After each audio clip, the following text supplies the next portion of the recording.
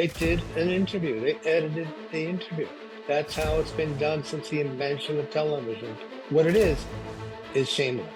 It's a terrible day for American journalism. The CBS news show 60 Minutes has, in effect, lost its battle with Donald Trump, and it has its own corporate owner to blame.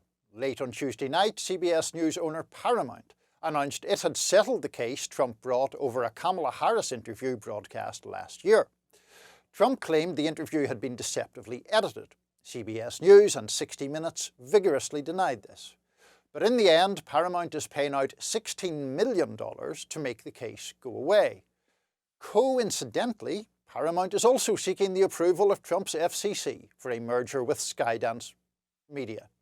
The merger will be worth more than $8 billion if it goes through. To discuss these events, I'm joined by Eric Alterman. For 25 years, Eric was the media columnist at The Nation. He now writes for The Nation, The American Prospect and The New Republic. He's also the author of 12 books and a distinguished professor of English and journalism at the City University of New York. Eric, let's start with Trump's claims. His version of events is basically 60 Minutes edited this one answer from a long interview to make Kamala Harris look better. This amounted to professional deception, and Trump was therefore entitled to massive damages. What are your thoughts on that? Well, as we all know, Trump is a pathological liar, but this is actually kind of comical. It's one of the most profound examples of I'm rubber and you're glue I've ever seen in my life. The mainstream media are filled with the sane washing of Donald Trump, the nutty things he says every day that make no sense. And they write them as if he said something sensible all the time.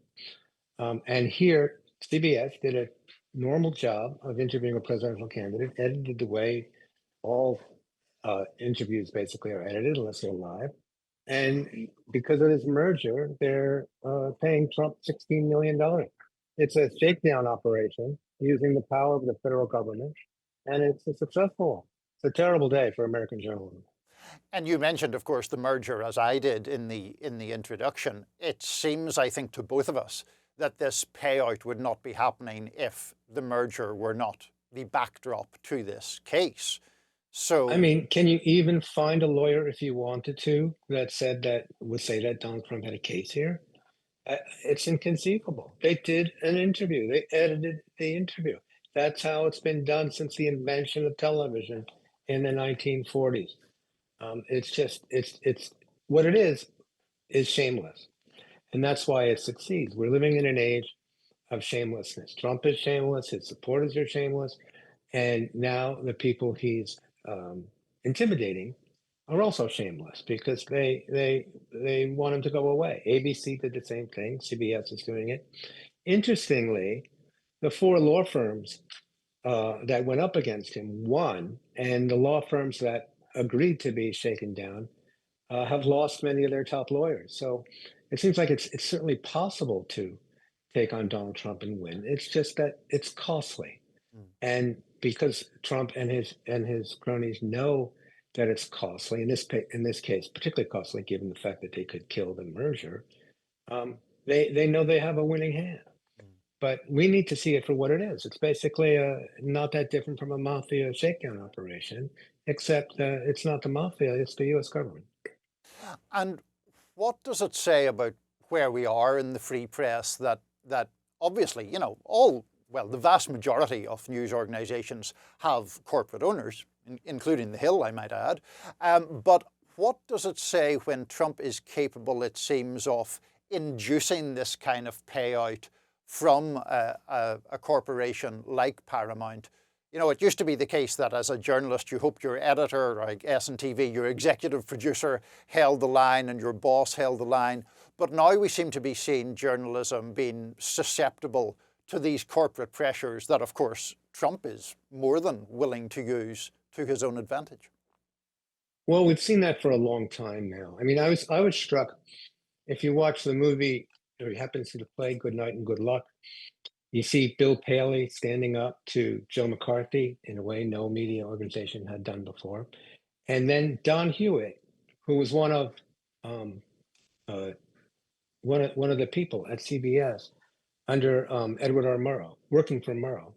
At the time they stood up McCarthy, when he was head of 60 Minutes, he wanted to cave to the tobacco companies because they had a whistleblower, and they said, "Well, we have an obligation to our shareholders. We can't be tough the way we were in the days of Murrow."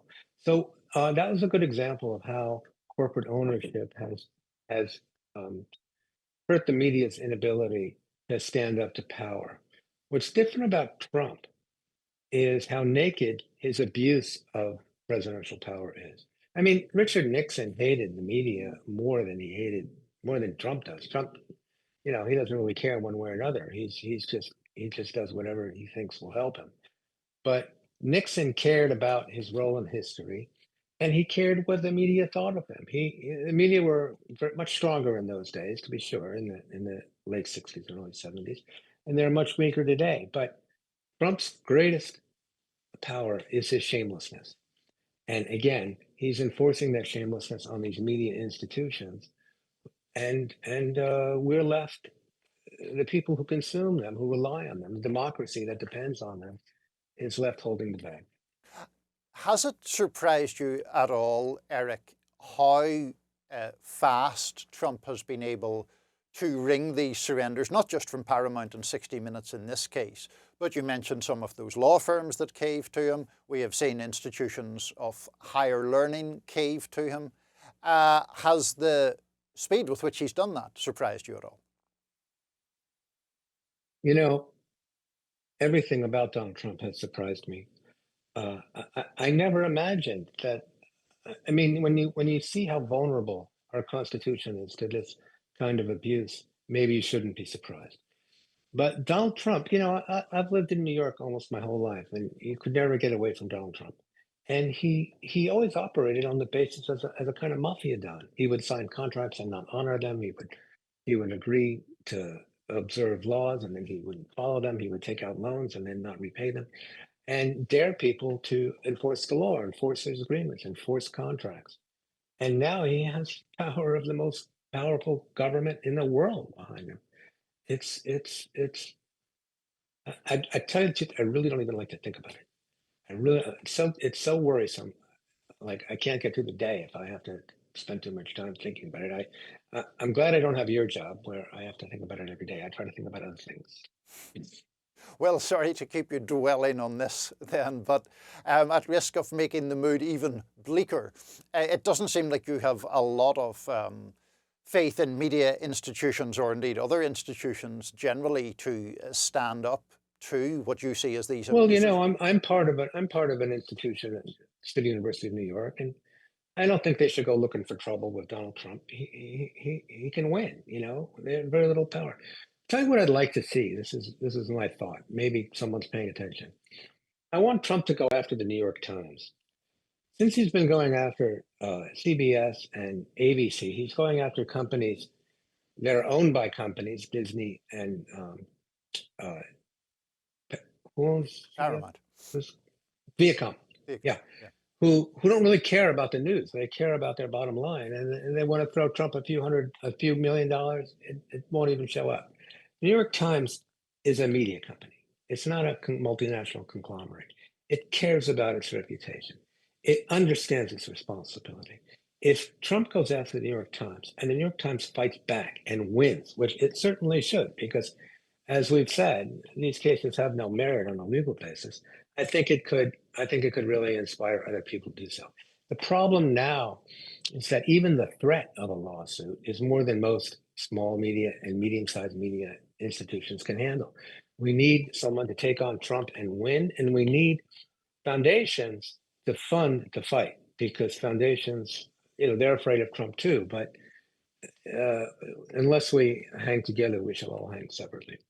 And perhaps in that reading of it, the New York Times could be the Harvard of the media world, the one to actually stand up and fight back. Would that be fair? No. No. Eric, go ahead. I said close enough. Close enough. Well, on that note, Eric Alterman, we appreciate your time. Thanks for joining us at The Hill. Thanks for having me. Bye-bye.